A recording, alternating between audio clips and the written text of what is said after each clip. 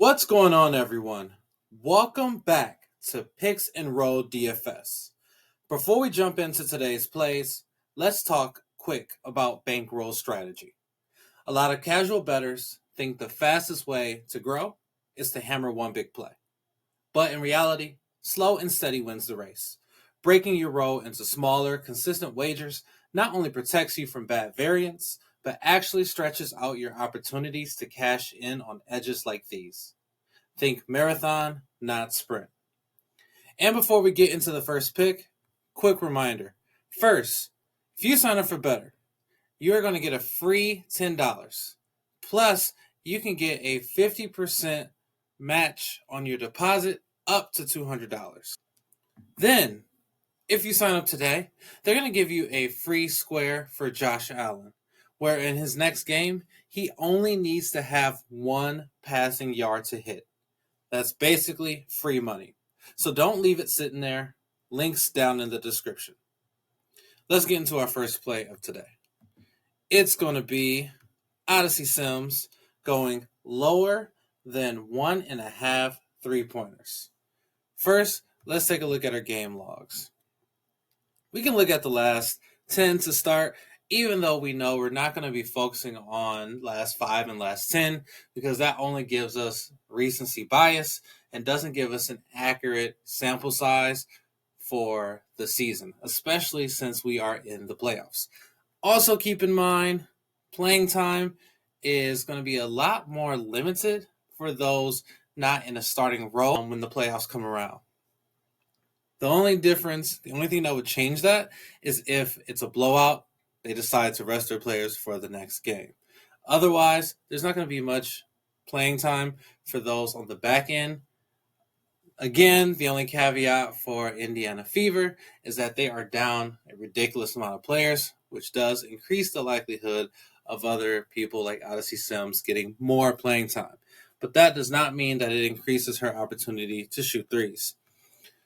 So as we can see, the last game they played, she did play 31 minutes, but in that 31 minutes, she only took she's averaging about 2.7 3-point attempts this season per game, and she's making under 1%, or making under 1, which is about 30%. We can see in the last 10 that she's cashed the lower on 1.5 made threes, 9 out of 10 games for a 90% rate.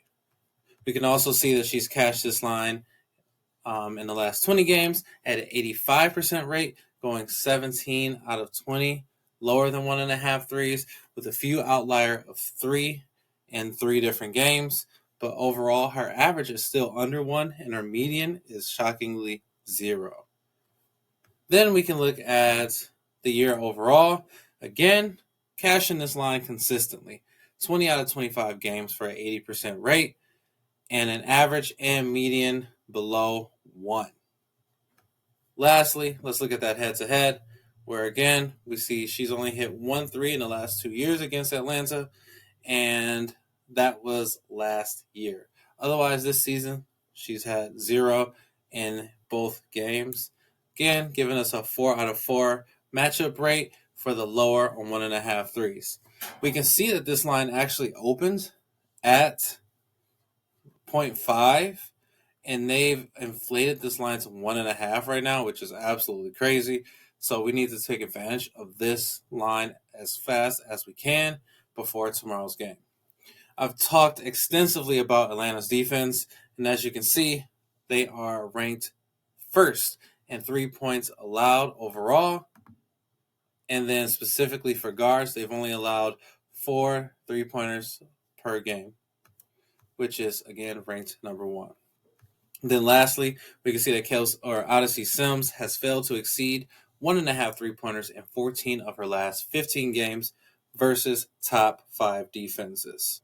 So the volume simply isn't here, and this line is inflated compared to her actual shooting row, which is why I like this under here.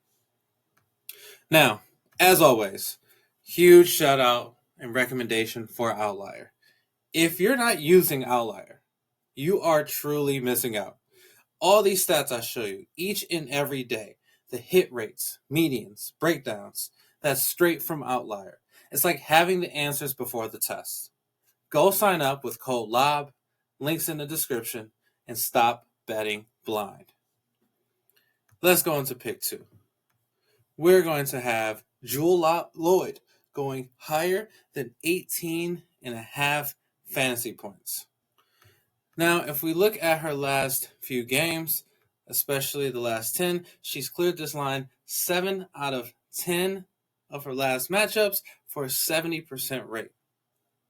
And you can see both her average and median are way above this line of 18.5 at an average of 21.43 and a median of nearly 21. But again, we're not just focused on the last 10 when we have larger sample sizes like the last 20, which increases the amount of times that she's cashed this line to 75%, 15 out of 20 games. And then it also increases the average and median to a solid 22, which is well above that 18.5. Then we can look at head-to-head, which is all green, which is what we love to see. And they're all well above, yet again, increasing that average and median. These are all from this season. Now look at that average, 26.92, median 26.6. Then we can look at the year, which is a bit lower, but again, both the average and median are well above that 18.5, and she's cashed this line 64% of the time, 29 out of 45 games. Then we can see the insights, where it tells us that she has exceeded 18.55 fantasy scores in 5 of her last 6 games, with an average of 24 fantasy points in that span. Which is why this is a great spot for the higher than 18.55 fantasy points for Jewel Lloyd. Now, if you're rocking with us, don't forget, hit that like button, drop a comment, and make sure you're subscribed so you never miss a play. Also, track your plays using Pikkit. You can see what we've been doing so far in September, which is why I am constantly telling you all, you are missing out in the premium.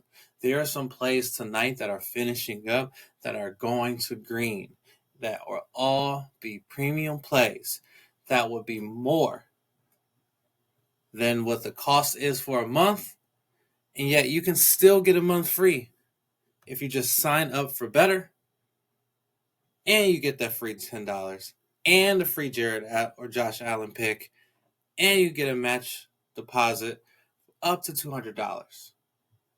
That is how you build your roll. Now with Pikkit, if you use code LOB, you'll get a free trial. Again, most of the Pikkit software is free. All you have to do, sign in, use code LOB, and then sync your sports books and DFS platforms. You're good to go. I'm telling you, sharp bettors always track their plays. And you can see that in September, we've been killing it. Now, our last play for today is going to be Kahleah Copper going lower than 5.5 rebounds and assists. We're doubling back on this play. It cashed for us on Sunday. The only play, again, that didn't cash for us was because of overtime with Jonquel Jones. We had her under 9.5 rebounds. We went over in overtime. Kahleah Copper was well below our line. She was a no-sweat bet. And we're going to go back with her again. Why? Because we can see in her last 10 games, she's cashed this line at a 90% rate, only averaging 3.5 and a median of 3.5 in that time frame. Additionally, in the last 20, she's cashed this line 15 out of 20 times for a 75% rate. On the year, cashing this line at 69%, 20 out of 29 games. Look at that average and median in that time span as well, both under 5. Then we can look at the head-to-head, which we just saw. And if we look at the last 4, we can see that just this season alone, she's cashed every single one. And as I just mentioned on Sunday, that was a no-sweat bet. She got 3, didn't get close to anything else, which is why I'm going back with Kahleah Copper and that lower than 5.5 rebounds and assists. So that's today's card. We have Sims, lower than 1.5 3-pointers made. Lloyd, higher than 18.5 fantasy points. And we have Kalia Copper going lower than 5.5 rebounds and assists. Pair that with the free Josh Allen square at Betr. And as always, let's keep building that row.